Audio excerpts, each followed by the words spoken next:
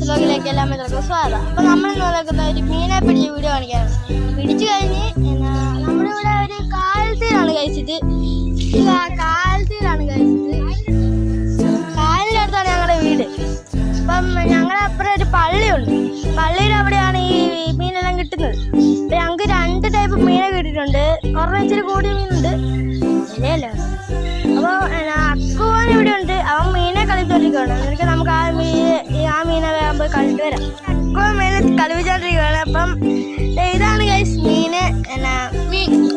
ഇത് പൂളാൻ എന്ന് പറയും. ഈ വലിയ മീനെ പൂളാൻ എന്നും പറയും, ഉറക്കുന്നൂങ്ങിയെന്നും പറയും.